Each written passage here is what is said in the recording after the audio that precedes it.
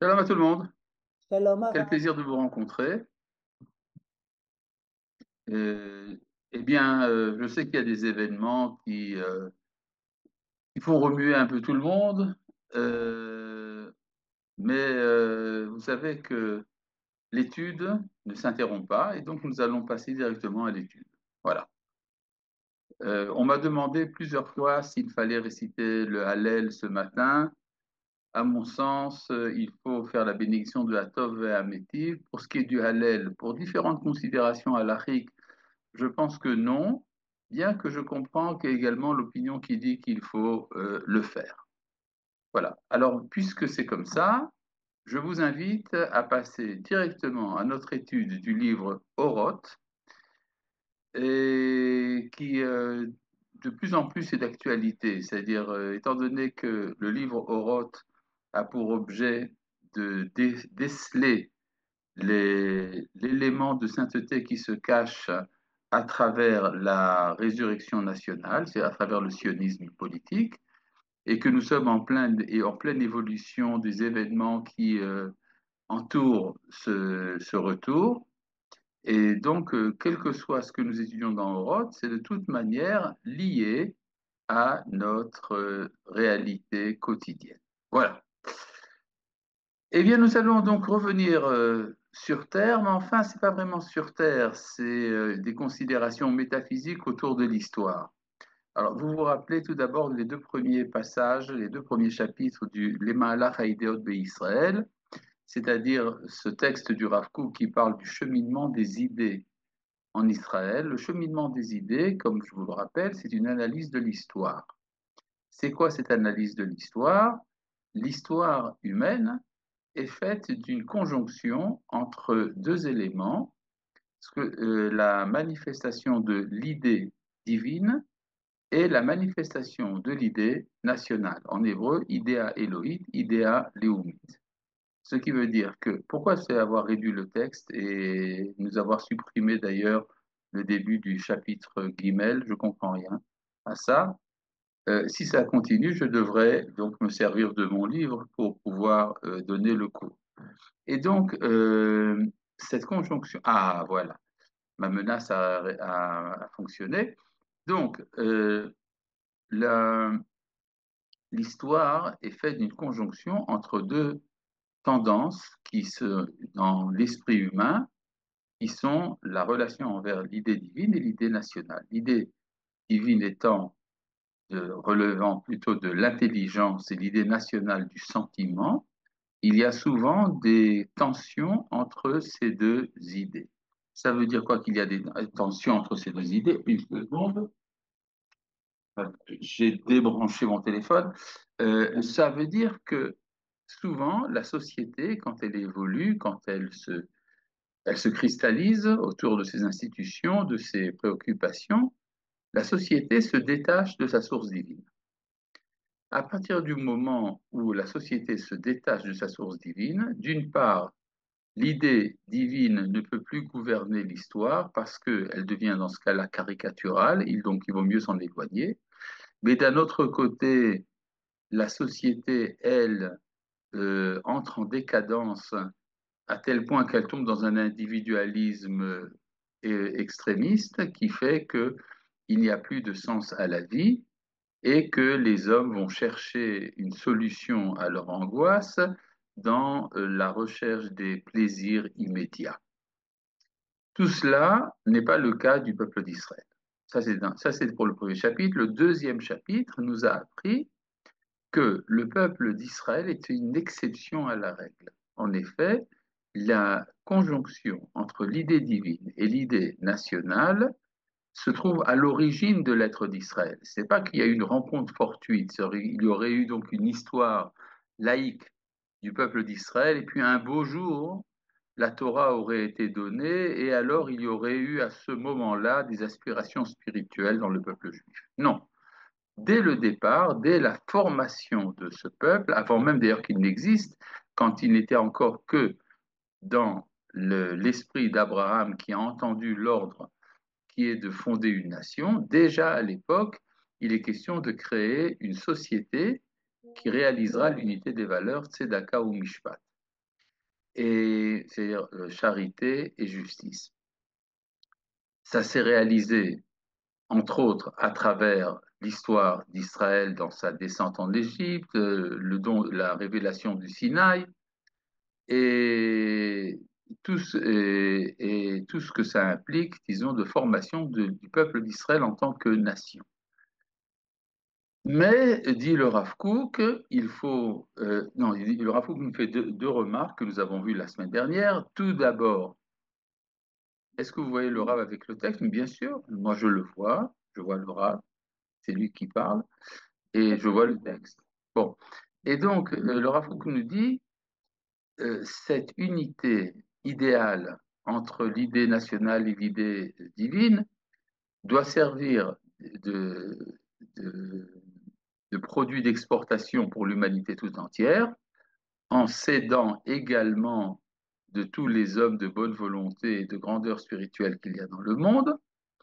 Et autre remarque du Rav Kook, une fois que l'idée nationale rentre dans l'histoire, elle se mêle également à ces décadences, à ses difficultés et même ses défauts. Voilà. Et là, nous allons passer donc au chapitre Guimel. Le chapitre Guimel est en fait un cours d'histoire. Il va nous montrer comment, à travers l'histoire d'Israël, a été gérée la relation entre l'idée divine et l'idée nationale. Voilà.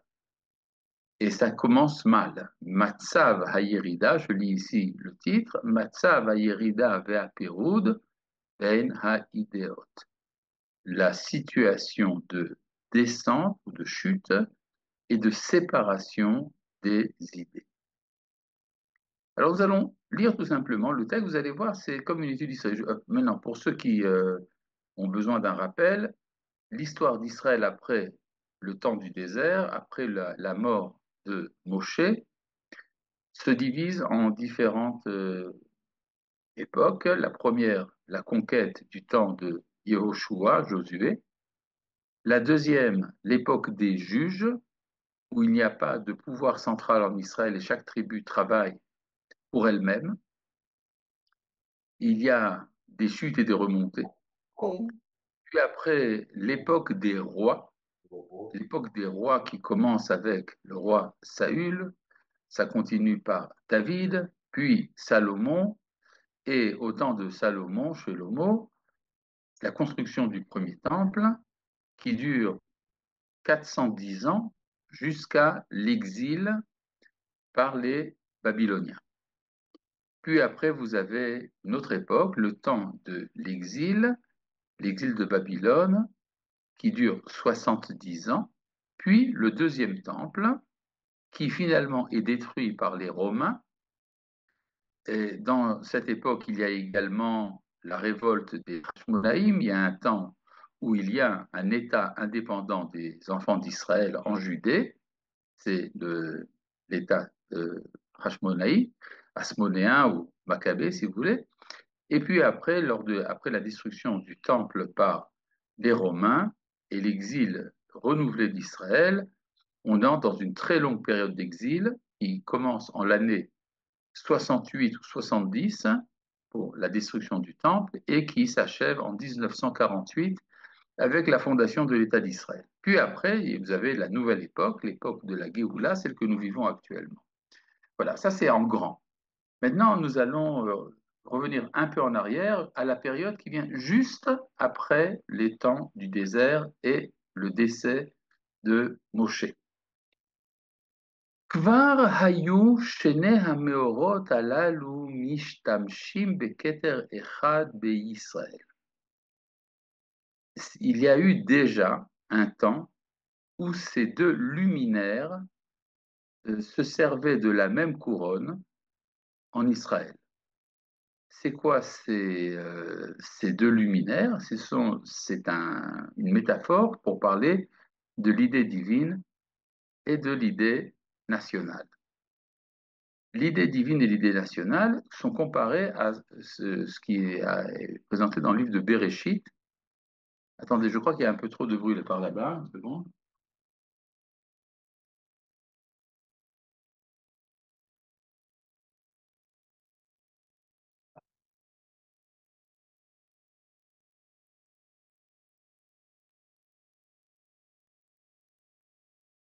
c'est une comparaison qui est faite avec le récit de la Torah à propos de la création du monde. Dans la création du monde, il est dit que Dieu a créé les deux grands luminaires, et puis après, le verset continue en disant le grand luminaire pour le jour et le petit luminaire pour la nuit.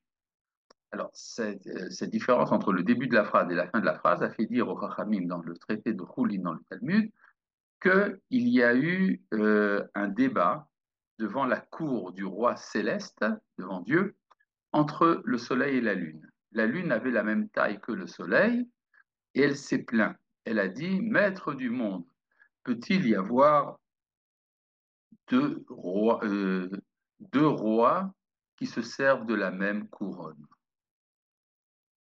Ça veut dire qu'en fait, elle veut rester le seul luminaire grand. Et Dieu lui répond, ah, c'est une très bonne idée, réduis toi-même. Lechi umaati et tatzmer. Alors bon, il y aurait beaucoup à dire là-dessus. Il y a une très belle lecture talmudique, une leçon talmudique d'Emmanuel Lévinas autour de ce texte-là, mais ce n'est pas vraiment notre sujet. Ici, le Rav prend ces deux luminaires comme étant les représentants symboliques de l'idée nationale et de l'idée divine. Et donc, il fut un temps où les deux luminaires se servaient de la même couronne au temps du désert. L'idée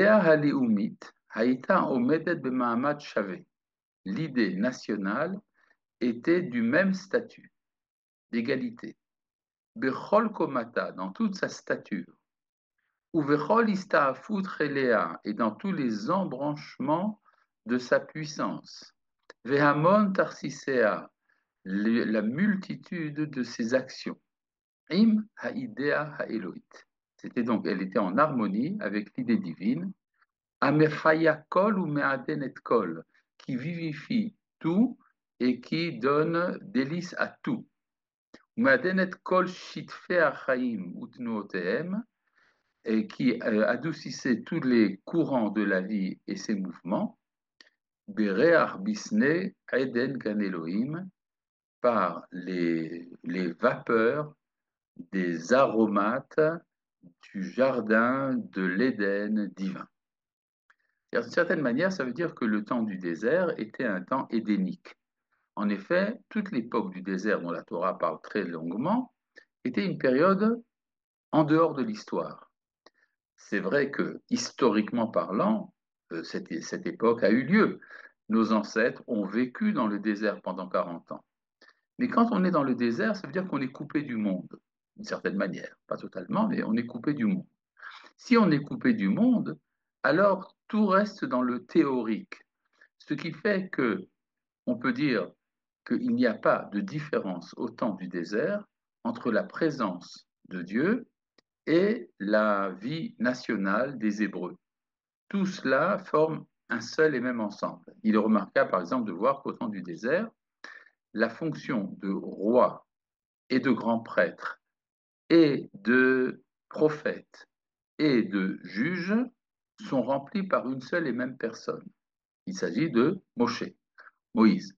En effet, Moshe est à la fois roi des Hébreux, il est à un certain moment grand prêtre des Hébreux, il est également à lui tout seul le juge de la Cour suprême, il est, si vous voulez, le Sanhédrin en une seule personne, il est également le plus grand des prophètes.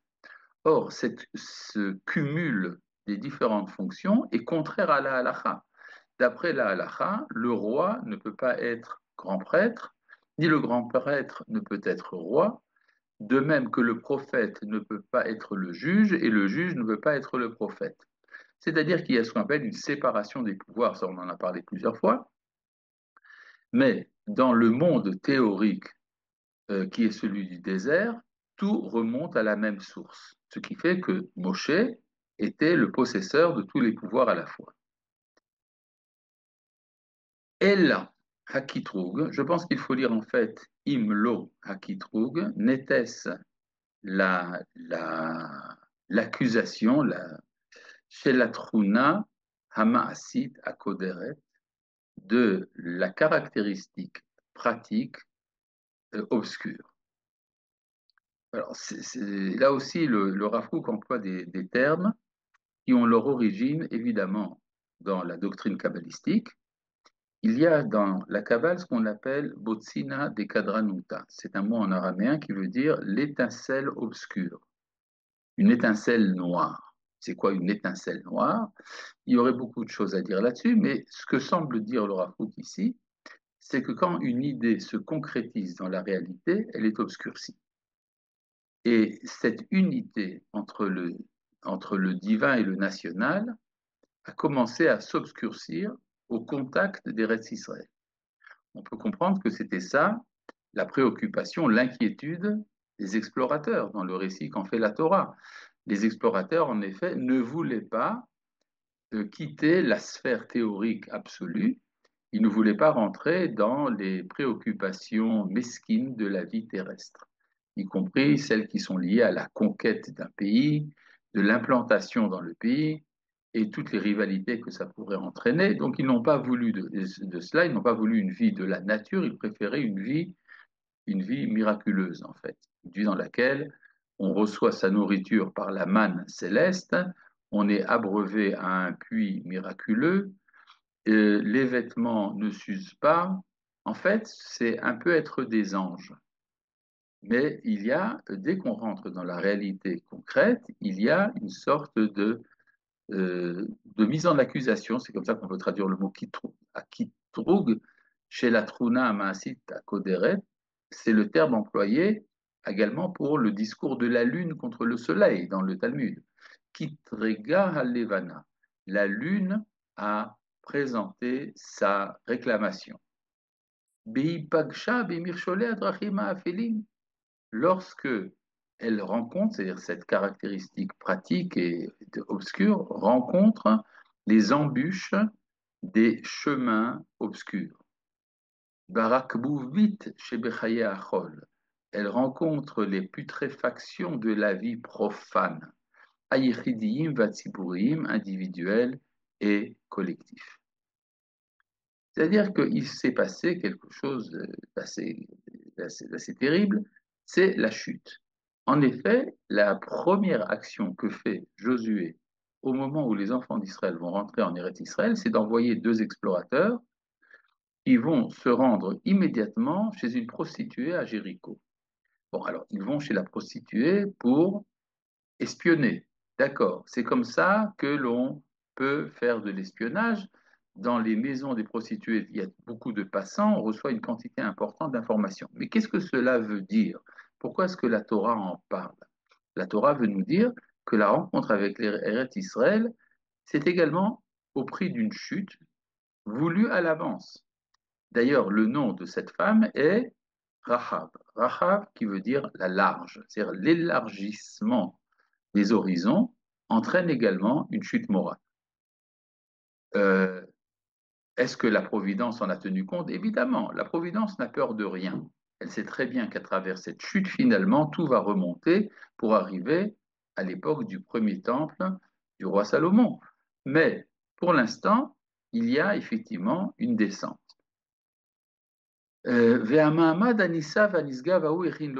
Cependant, cet état suprême et élevé avait préparé assez de force. C'est quoi l'état suprême et élevé? Il s'agit de la situation qu'a connue le peuple d'Israël. Être aubergiste est lié à la prostitution, souvent, effectivement. Euh, euh, pardon. Euh, l'état suprême et élevé, il s'agit de l'état du peuple hébreu dans les temps du désert. Alors ça n'a pas été complètement effacé, ça n'a pas été totalement oublié.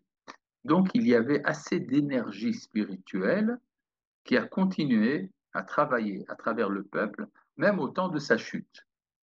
Donc, Echinlo Daikoar, il s'est préparé assez de force Amaspik be'erer gam leotam yeme hayerida, il suffit également à ces temps de descente.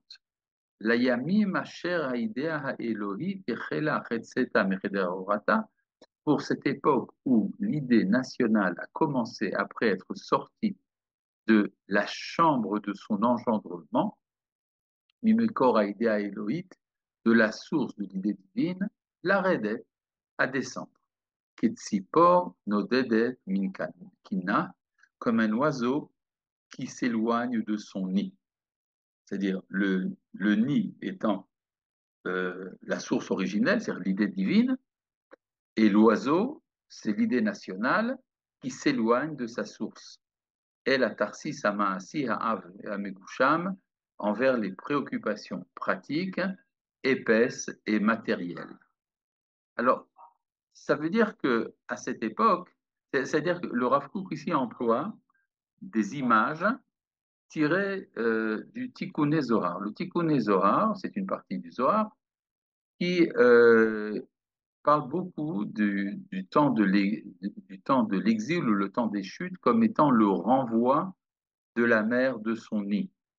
Il y a, vous connaissez cette mitzvah dans la Torah qui est que lorsqu'on voit un nid avec des oisillons et la mère sur les oisillons, on ne peut pas prendre le nid dans son ensemble, il faut d'abord envoyer la mère et après seulement prendre les oisillons.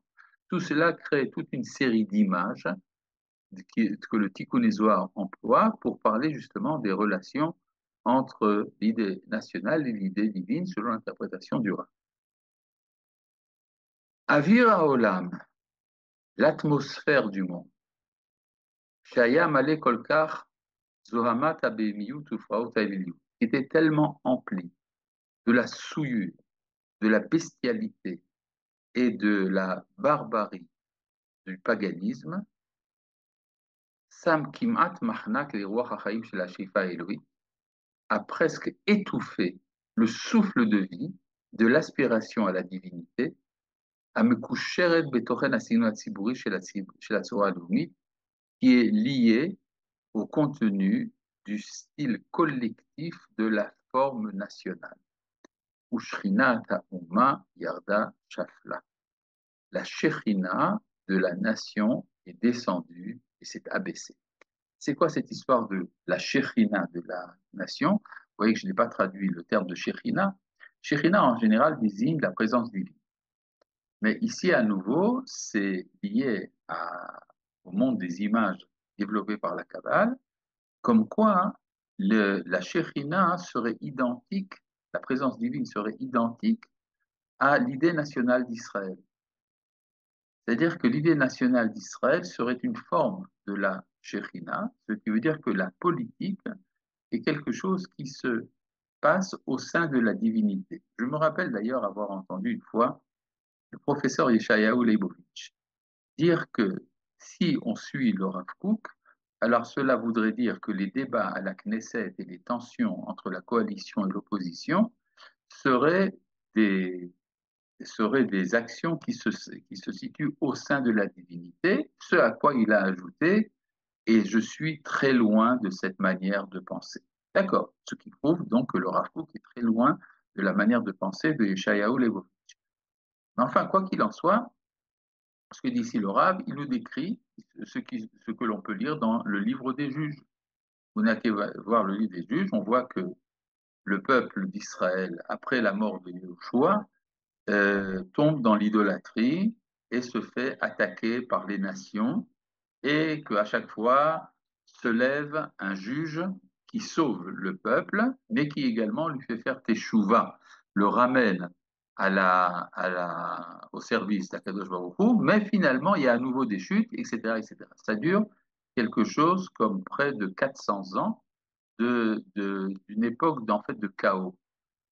Et le Rav Kook dit, ben, c'est très simple, c'est parce que l'idée nationale est rentrée dans la réalité terrestre. Ah, כפי אותה מידה שהוסבה מההשפעה הישרה של האורה האלוהית העליונה, dans la même mesure où elle s'est éloignée du flux direct de la lumière divine et suprême, ככה עבדה האומה את טהרת הכוח של עצמה וחילה הפנימי, dans la même mesure, la nation a perdu la luminosité de sa force et sa vigueur intérieure. C'est-à-dire, à partir du moment où Torah, la relation envers le divin, a quitté le peuple d'Israël pour aller sacrifier aux dieux cananéens et autres, alors de même, l'esprit national s'est affaibli parce que quand il faut quand même qu'il y ait un ethos, disons, fondateur du présent de l'esprit national. À partir du moment où il n'y a plus des valeurs défendues par l'identité nationale, elles aussi tombent, ce qui explique pourquoi les nations à l'époque, les nations environnantes, ont pu faire tellement de mal à nos ancêtres. Omnam Kamula Achare Asher Nesfa Era Eliona Shel Dor Hamidbar Dor Haplaot. Cependant, il est vrai qu'après que soit partie la lumière suprême du temps du désert, qui était le temps des miracles, se sont levés Goalim ou Moshin, des sauveurs et des rédempteurs. Asher Azarua et Zermeat Esmechua Bitfilata, qui l'ont quand même quelque peu aidé et l'ont soutenu dans sa chute. On pense ici évidemment à la prophétesse Déborah, à Ehud Ben Gera, à Shimshon, Samson, Yiftar et tant d'autres, qui ont fait un très bon travail, qui ont sauvé Israël à chaque fois de l'emprise de telle ou telle nation. Velif Amim Ofiu Giboréel, il est parfois arrivé, que sont arrivés des héros divins, Asher Kimat et Kimuota Akama Etana, qui l'ont presque relevé puissamment, pour la lier à nouveau à sa source de vie. Bimrom Haora chez la Rayon Elohi, au sommet de la lumière de l'idée divine. Par exemple, pensez ici au prophète Samuel, qui a presque ramené, qui a fait faire des chouvadères au peuple après les péripéties contre les Philistins. On voit qu'à partir du temps de Shmuel, il n'y a pratiquement plus d'idolâtrie au sein du peuple. Cependant, et puis après, c'est encore renforcé par le roi Shaoul, qui a presque réussi sa carrière. Cependant, il n'a pas éliminé Amalek, ce qui lui a été retenu comme une faute. Et puis après, vous avez le roi David, encore plus fort. Mais le roi David n'a pas réussi à être celui qui construira le temple. Les prophètes l'ont interdit pour des tas de raisons. Et finalement, on en arrive au temps de Shlomo. Alors là, ça devient très très fort. Là, rappelons une chose, le temps du roi Shlomo, c'est une période de 40 ans. Cette période de 40 ans n'est pas si simple, bien qu'elle soit idéalisée, représentée dans le Tanakh comme étant un temps merveilleux. Si on rentre dans le détail des textes du Tanakh, on voit qu'il y a beaucoup de problèmes. Et d'ailleurs, on ne peut pas ne pas être surpris par le fait que la première chose qui se passe une fois que Shlomo est mort, c'est que le peuple lapide le ministre des Finances. Or, si le temps de Shlomo, c'est un temps de richesse, de prospérité, alors comment se fait-il que précisément c'est le ministre des Finances qui est lapidé? C'est probablement que c'était pas si simple. Cette richesse et cette splendeur du temps du roi Salomon se faisait également au détriment du bonheur du peuple. Mais là, je reprends. Euh, Cependant, le temps de Salomon a laissé une marque indélébile dans l'esprit d'Israël. C'est resté, même si c'était une période très courte, c'est resté un temps de lumière qui a beaucoup inspiré l'esprit national d'Israël. Et là, je lis donc dans le texte du Rav, L'ad lo yishachach mizichrona, à jamais ne sera oublié dans sa mémoire, Oto Tor Zahav, cet âge d'or, chez Biprichat Yemé Shlomo, lors de l'éclosion des jours de Shlomo. Bebinyan Abayit Arishon, lors de la construction du premier temple. Bahadar Tiferet Kevodo, dans la splendeur de sa gloire. Ve'oz Achaim Shidgalabo, et la puissance de vie qui s'y est manifestée. Ve'abat Osher Aidea Elohit Valumit Amshulavot Zubazo, dans l'expression de la richesse de l'idée divine et de l'idée nationale imbriquées l'une dans l'autre.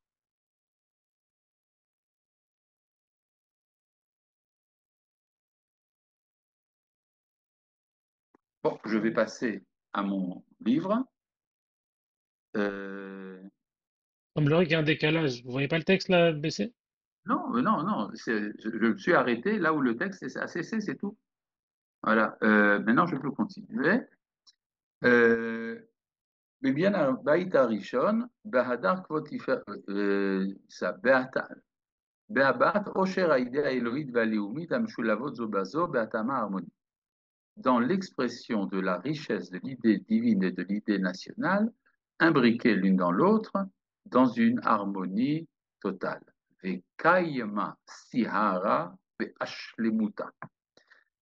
Ce Vekaima sihara be'ashlemuta, c'est de l'araméen évidemment, c'est tiré du Zohar. Et le Zohar dit, c'est alors que la lune était pleine. Alors si je reviens à nouveau à l'image du soleil et de la lune, le soleil représente l'idée divine, le soleil n'est jamais réduit. Et puis la lune, qui représente donc l'idée nationale, est parfois pleine lune, parfois simplement un croissant. Et, et il y a, si on fait un compte, par exemple, c'est symbolique, mais ça est significatif, depuis Abraham jusqu'au roi Salomon, il y a 15 générations. Et puis après, depuis Salomon jusqu'à la destruction du premier temple, il y a à nouveau 15 générations. C'est comme donc les jours du mois, la lunaison, avec 15 jours.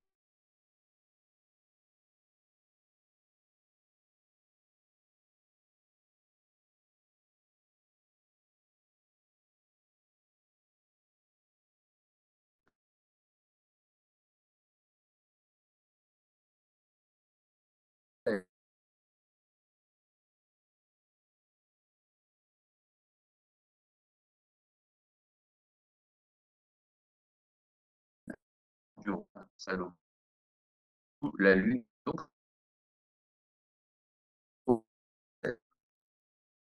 même chose, bien Salomon n'a pas enlevé la différence. Déjà au temps de Salomon lui-même, il y avait des problèmes par rapport à construit le temple, les problèmes de sable qui étaient dans sens du vrai. Et donc c'est pas mon internet alors qui a un problème. Alors on vous entend pas très bien, voire plus. Certains.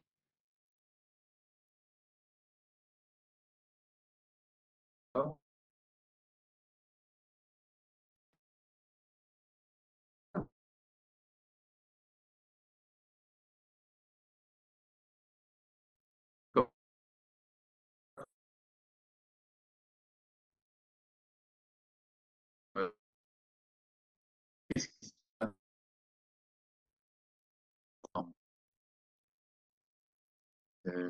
C'est la connexion internet, je pense, c'est pas très bonne. Je sais pas si c'était suffisamment proche du réseau. Normalement, ça marche en général ici.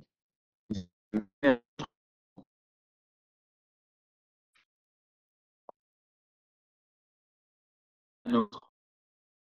On va voir ce qu'on va dire.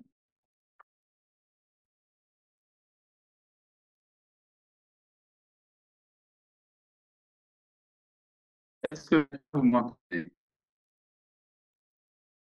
De manière très coupée pour l'instant. Une seconde, on va essayer d'avancer ça. Maintenant, ça va? Ah, ça va mieux, oui. Oui, j'ai mis un autre micro tout simplement, d'une autre qualité. J'espère que ça va marcher. En tout cas, Bon, en tout cas, on entend mieux. Et du coup, on a perdu au moment où vous commencez à expliquer la partie en araméen, Vekaima Seara Be'ashlemuta. eh ben, disons, bon, ben, je vais recommencer, c'est très simple. Donc, Vekaima Sihara Be'ashlemuta, et donc la lune était pleine. C'est une expression tirée du Zohar qui, à nouveau, est utilisée par le Rav Kook pour parler des relations entre l'idée nationale et l'idée l'idée divine, l'idée nationale est représentée par la Lune. Or, la Lune, depuis qu'elle a perdu son statut d'égal avec le Soleil dans la création du monde, quand même ce qu'on appelle différentes phases. La Lune fait une lunaison, c'est-à-dire un mois de 29 jours et demi, et la Lune va en croissant, puis après en décroissant. Si vous faites le calcul du nombre de générations entre Abraham et le roi Salomon, ça vous donne une quinzaine de générations. Donc c'est comme si la Lune était en train de croître. Donc le temps du roi Salomon ressemble au temps du désert, parce que la danse du roi, sa mort, d'ailleurs, il était un peu responsable, puisqu'il a essayé, il y avait des défauts dans sa manière de gouverner, ça on va le voir par la suite. Mais en tout cas, il y a eu un moment dans l'histoire où on vit à nouveau une sorte de correspondance d'art entre l'idée et l'idée divine. C'est la raison pour laquelle, attendez, qu'est-ce qui se passe là? Voilà, voilà. C'est la raison pour laquelle il y a eu à ce moment une sorte de production, on pourrait dire culturelle, c'est un peu avant l'heure, qui a été l'expression de cette unité. C'est le Cantique des Cantiques. Le Cantique des Cantiques est un chant d'amour. C'est un chant d'amour entre qui? Alors, les rabbins vont vous dire souvent, oui, mais attention, c'est un chant d'amour entre la communauté d'Israël et le Créateur. Oui, mais quand on lit le texte, c'est un texte d'amour, un peu charnel d'ailleurs, en tout cas sensuel, entre un homme et une femme. Alors, on dirait oui, oui, mais c'est une image. Non, mais au temps du roi Salomon, ce n'est pas une image. Il n'y a pas au temps du roi Salomon de différence fondamentale entre entre ce qui se passe dans le métaphysique et ce qui se passe dans la vie individuelle. Et donc, c'est justement le temps du roi Salomon qui a permis que soit écrit un texte de ce genre, qui en principe aurait été disqualifié dans une yeshiva normale. Si un élève de yeshiva avait écrit le Shirachirim, il aurait été jeté de sa yeshiva. Or, on considère que c'est un des écrits les plus saints de la Bible, et on le lit dans plusieurs communautés à l'entrée du Shabbat. Alors, ça veut dire que il y a eu un temps, donc, dans l'histoire, où il y a eu presque une correspondance absolue entre les deux idées. Et là, je lis ici ce que dit le Rav de Slam, Az beota atkufa. C'est alors que dans cette époque, Aktsara bekamuta ve'aruka be'echuta, qui a été très courte dans sa quantité, mais longue dans sa qualité, Sha'afa ha'idea ha'leumit ruach ha'im meleim, l'idée nationale a respiré un souffle de vie, de plénitude, qui fit otsem tiv'a vesipuka apnimi, selon l'essence de sa nature et sa satisfaction intérieure, vatinak zivadara me'arayon ha'elohi ha'tahor. Et c'est alors qu'elle s'est alimentée de la lumière, de la splendeur de l'idée divine dans sa pureté, Ha'osher Aleumi, la richesse nationale, Vechol Kevodo, et la vigueur de sa gloire, aussi Fifa Veomet et la Rayon a ajouté de la luminosité à l'idée divine. Shimima Yatsa Viruto Atochen Aleumi, qui était l'origine de manière évidente du contenu national. C'est-à-dire que la nation, va marshava Elohim Betsurata israélite, et la pensée divine dans sa forme israélite, il a a été efficace pour amener un flux de vie de délices, une vie de gloire et d'élévation d'esprit, les Chol Hagoy Kulo, pour tout le peuple entier. Vaïtromem albamoté Ashira Achaya Elo. C'est alors qu'il s'est élevé sur les hauteurs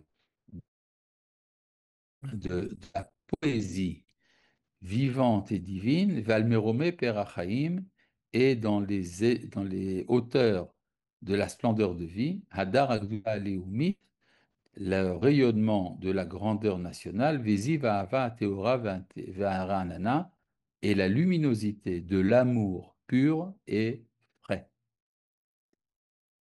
Lo Haya Haolam Kulo Kedai, et là on amène ici un texte de la Mishnah à propos de Rabbi Akiva. Vous savez que il y a tout un débat dans la Mishnah pour savoir si le livre de Shirachirim rend les mains impures ou non, ce qui veut dire est-ce qu'il fait partie de la Bible ou non, parce qu'il y avait une hésitation chez les rabbins, comment un texte avec des connotations quelque peu érotiques, comment pourrait-il rentrer dans la Bible? Et c'est alors que Rabbi Akiva a dit la phrase que nous allons lire, Lo haya haolam kulo kedai kiyom shenitan bo shirachirim le Israël. Le monde entier n'a pas la valeur que le jour où le cantique des cantiques a été donné à Israël, chez Kol Aktuvim Kodesh, parce que tous les écrits sont saints, Veshir Hashirim Kodesh Kodashim, et le cantique des cantiques, il est le saint des saints. Alors, on peut dire que chez dans les universités, on vous expliquera que Rabbi Akiva, étant donné qu'il était un berger romantique, puisqu'il a aimé la fille de Kalba Saboua à l'époque où il faisait paître les moutons dans les champs avec un peu de son de flûte, c'est pour ça que lui considère qu'un texte romantique peut rentrer dans la Bible. En fait, c'est mal comprendre Rabbi Akiva. Rabbi Akiva était un homme qui était empli de l'idée de l'unité. Donc il y a chez lui une unité totale entre l'amour qu'il peut avoir en tant que berger pour une bergère. C'est le même amour qui l'amène à dire tu aimeras ton prochain comme toi-même, c'est le fondement de la Torah. Et c'est ce même amour qui l'amène finalement à sacrifier sa vie à la fin de sa vie, que lorsqu'il est lacéré par les Romains avec des peignes de fer, et qu'il dit, c'est le moment où j'accomplis la mitzvah d'aimer Dieu de tout mon cœur, de toute mon âme et de tout mon pouvoir. C'est-à-dire que Rabbi Akiva, en tant que vrai monothéiste, lui, il comprend comment il peut y avoir une unité entre le matériel et le spirituel, le national et le divin, et c'est donc pour ça qu'il a compris ce que représentait le Shir HaShirim. Le Shir HaShirim, en fait, ne pouvait être écrit qu'à l'époque du roi Salomon. C'est un temps où il n'y a pas de prof. Alors donc, on peut se dire, tiens, ben, le temps du roi Salomon, c'est un temps merveilleux. Non seulement il a construit le Beth Amikdash, de son temps, il n'y a plus de guerre, il est lui-même roi d'Israël, il est loin, c'est un mach, c'est lui le David. Non seulement ça, il a également un universel. Alors qu'est-ce qu'on peut attendre? La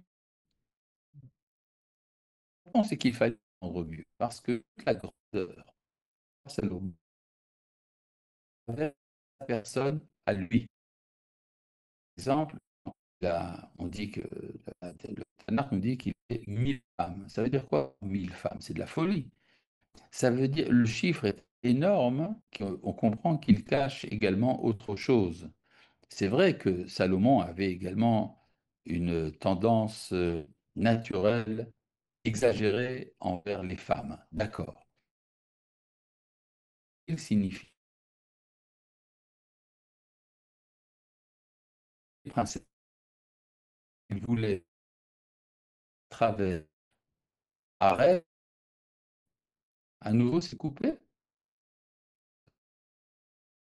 C'est Mekoutar, on entend de manière pas très. Bon, enfin, on fait ce qu'on peut. J'espère que la prochaine fois, ça ira mieux. Et moitié, moitié. Alors, prenez une moitié. Bon, j'espère que ça ira mieux plus tard. Et donc, ce qui se passe au temps du roi Salomon, c'est qu'il pense qu'il peut régler les problèmes de l'humanité uniquement à travers son harem, à travers le palais du roi. Et qu'est-ce qui se passe dans la société? Eh bien, la société ne participe pas de cette grandeur. C'est-à-dire, si vous interrogez un individu au temps du roi Salomon et vous lui dites comment va le pays, il dira, le pays est grand, mais ma vie est difficile. Et donc, l'individu est sujet, il est tout à fait exposé aux influences du monde extérieur qui sont le paganisme de l'époque. Et c'est ça on peut dire qu'une certaine manière, le temps du premier temple, c'est le temps de la sainteté du klal, de la collectivité, et non pas de la sainteté individuelle. La sainteté individuelle n'a pas pu s'exprimer au temps du premier temple. Ce qui explique pourquoi, lors de l'époque du deuxième temple, il y a un renversement des tendances et c'est la sainteté individuelle qui va caractériser l'époque du deuxième temple au détriment de la sainteté collective. On peut dire donc qu'il y a ici une dialectique très claire.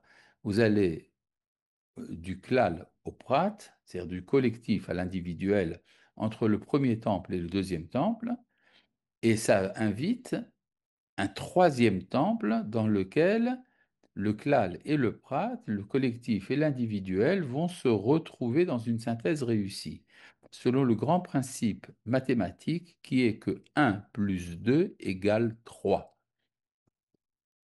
Je reprends ici donc dans le texte du Rav, Aval ra karuach haleumi biyichuso aklali. Ce n'est que l'esprit national dans dans sa relation collective qui s'est élevé à sa hauteur dans ses bons jours d'élévation historique.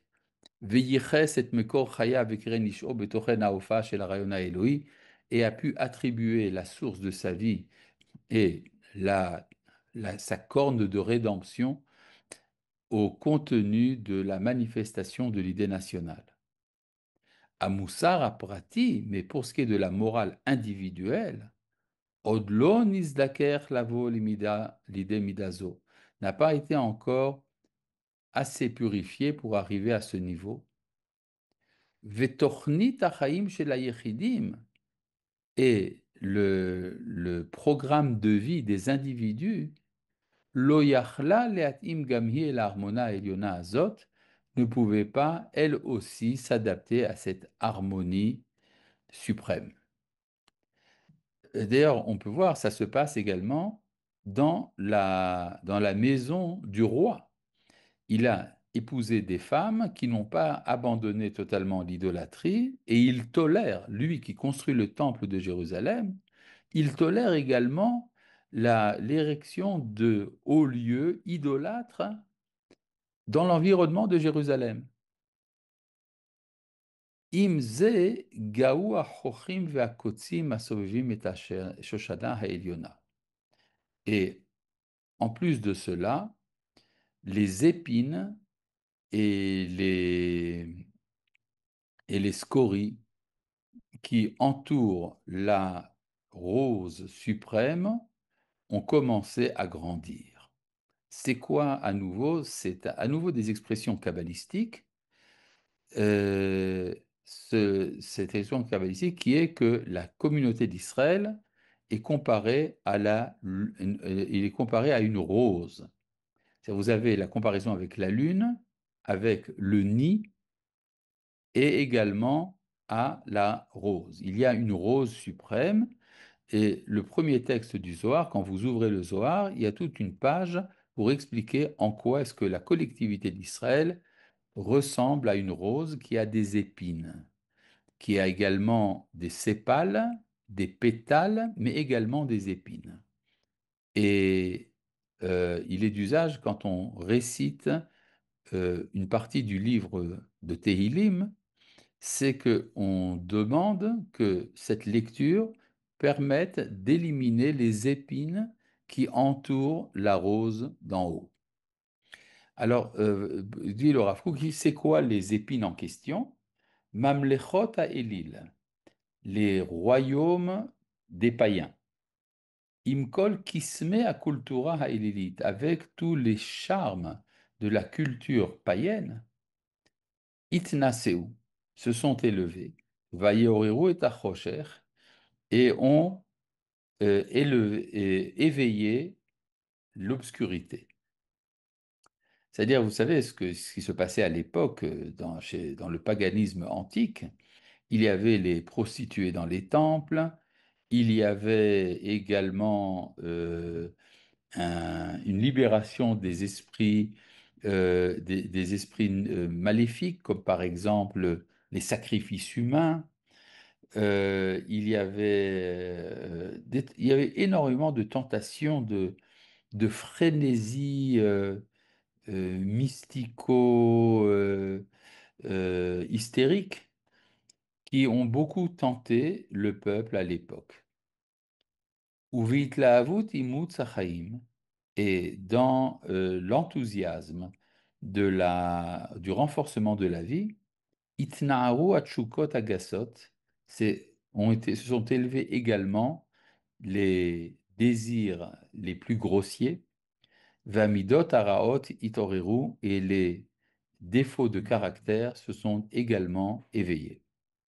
Idga'asha hayata adam, c'est alors que la bête humaine a commencé à se remuer. Vegadal shivyon haruach virifion hachefetz lechol nisa veneetzav. C'est alors qu'a grandi l'indifférence et l'absence de volonté pour tout contenu élevé et noble. Lechol marom vekadosh, pour tout ce qui est élevé et saint. Lechol ma shelemala me'achushim achomrim, pour tout ce qui est au-dessus des sens matériels.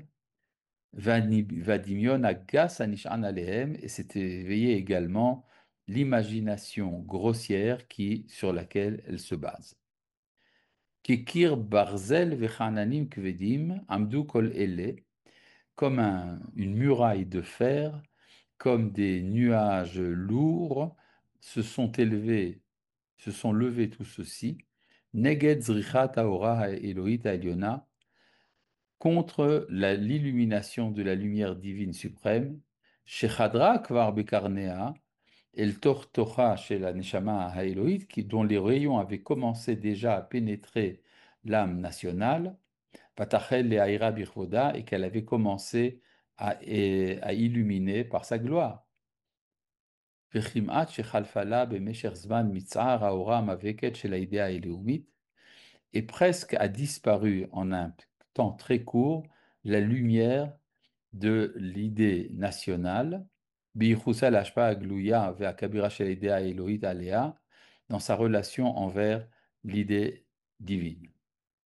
Minaz, à partir de là, Echel Itnoded Zeakise Haitan Asheru Kamal, a commencé à s'ébranler ce trône suprême qui avait été élevé, qui c'est Hachem Levet David, le trône divin de la maison de David.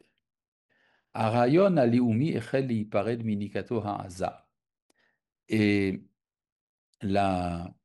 l'idée nationale a commencé à se séparer de son alimentation puissante, Mishede Arayon Aeloui, de son alimentation au sein, S-E-I-N-S, de l'idée nationale, de l'idée divine. Omnam haïnoshiyut bichlala lo ifrida azadain bichlet anaf eloumi shorshou ativi.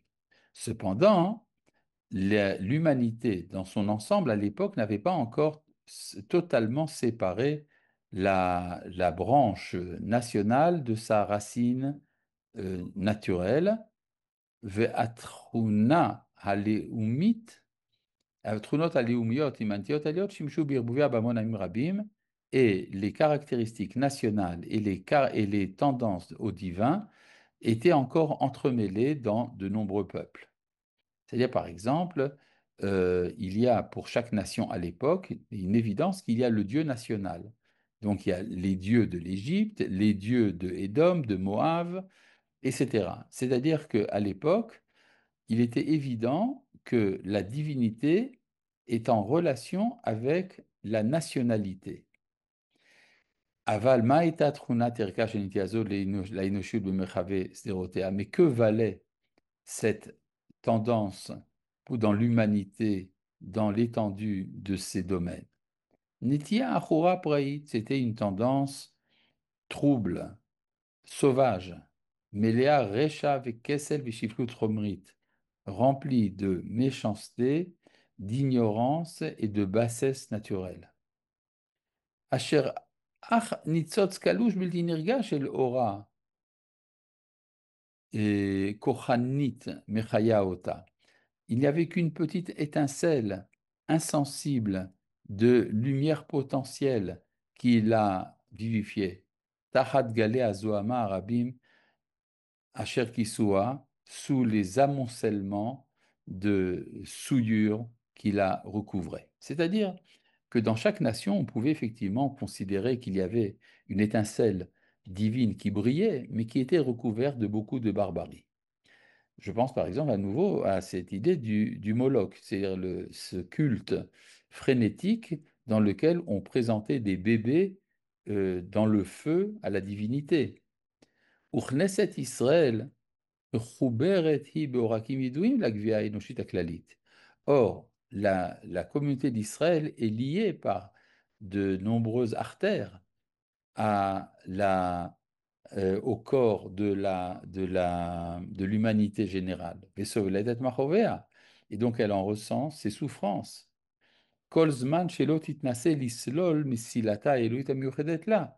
Tant qu'elle ne se préoccupe pas de développer son chemin particulier. Asher aliada tiyek shura bagvia klalit kishur shel ashpa ruchanit letova velo shel kabbalah gam lera. De sorte que, dans l'idéal, la nation d'Israël, bien qu'elle liée à l'humanité, doit être liée à l'humanité en tant qu'influente et non pas en tant que passive. C'est-à-dire, le problème, c'est que lorsque la communauté d'Israël est liée à l'humanité de manière passive et qu'elle en reçoit les influences nocives, cela va mal. Lorsque la communauté d'Israël a quelque chose à dire et qu'elle le transmet à l'humanité, alors ça devient un rayonnement. Uvesur Israël meorachayavam korim, mais lorsqu'Israël a quitté son chemin de vie originel, lo atzar od koach le'arzik ma'amad, il n'avait plus la capacité de tenir sa stature, Beleumiyut Yevesha Umufredet Mimkor Antia Elohit Bechlala, par un nationalisme desséché et séparé de la source de la tendance à la divinité en général. Chez Zeu Mahamad Shel Chaim Omed, Ketzar Neged Amalach HaHistoria Aklali, parce que ça allait à l'encontre de la tendance générale de l'humanité. Mitor Abakasha Ativit Leartiv et Alumiyut, et étant donné qu'il y a toujours une aspiration naturelle à humecter le nationalisme, Ixima Gamoto, Ota Ashpa Moetet Shelantia Elohit, il a été lui aussi, Israël a été fasciné par cette tendance faible d'aspiration divine, Aninset Kam Tachat Amaate à Raphaël chez la Mondimionot, qui se trouve également sous le revêtement du brouillard de l'imagination, Shayu Yocholim la Karatlev Kol Kibbutz Chevrati, qui pouvait tenter toute société, les filles Mahamad Achaim Aruchanim Az, selon l'état de la vie spirituelle de l'époque. Enfin bon, il fait ce que dit le Rav Kook, il résume à peu près les remontrances des prophètes contre l'Israël tombé dans l'idolâtrie, le paganisme, la débauche et l'homicide de l'époque. On dit que, étant donné que, ce que dit le Rav, c'est que, étant donné que l'identité d'Israël s'était détachée de sa source, elle est allée s'alimenter dans les sources étrangères. Ce qui était suffisant pour les nations de l'époque. Omnam et nefesh et a nefesh ayaldutit shel ha'amim goyat kufa. Il est vrai que l'âme infantile des peuples, les nations de l'époque, Shetuata mativit leora uchanit aklusha, dont l'exigence naturel pour de la spiritualité était faible, Ota isbia zorazo, c'était suffisant pour rassasier par cette lumière, Bekwach Mezona Uchani Muat, par la puissance de son alimentation spirituelle faible. Cela suffisait pour satisfaire leurs besoins limités pour leur vie courte. Chez Ayuk Ktuvim Lahem Albama Tatolada, qui leur était réservé pour le temps de l'histoire. Par exemple, c'est-à-dire que si on pense aux nations de l'époque, elles vivaient pour très peu de temps dans l'histoire. Avalo yachla lesapek et atzorech haruchani shel hagoy hagadol va'etan hazeh, mais était insuffisant pour satisfaire les besoins spirituels de ce grand et puissant peuple. Chez Koach Chayav, dont la force de vie, ou Koach Anaki, est une force gigantesque, Vezerem Chefetz Levavo, ou Meofrikjotav, et dont le courant et le désir de son cœur et l'élévation de ses sentiments, Makbilim Leomat Arichut Yamav, correspondent à la longueur de sa vie, c'est-à-dire le peuple d'Israël qui vit très longtemps, éternellement, Vashpaato Akabiral Tevel Umloa, et son influence importante sur le globe tout entier, Vacher Nafsho Kvar Itrachava, Meashpa Rabat Ziv Shelora Eloit Adira, qui avait déjà eu la connaissance d'une grande lumière chez Kvar Zacha, la Bishifat Oshra Bimea Elumav, qui avait commencé déjà à être illuminé au temps de sa jeunesse. C'est donc ce que dit le Rav, c'est que ce qui satisfaisait la spiritualité des nations de l'époque ne pouvait pas satisfaire le peuple d'Israël, ce qui donc a entraîné une chute, une décadence, dont nous allons continuer l'étude dans notre prochaine rencontre, et ne vous en faites pas, finalement, tout finit bien. Shalom, shalom.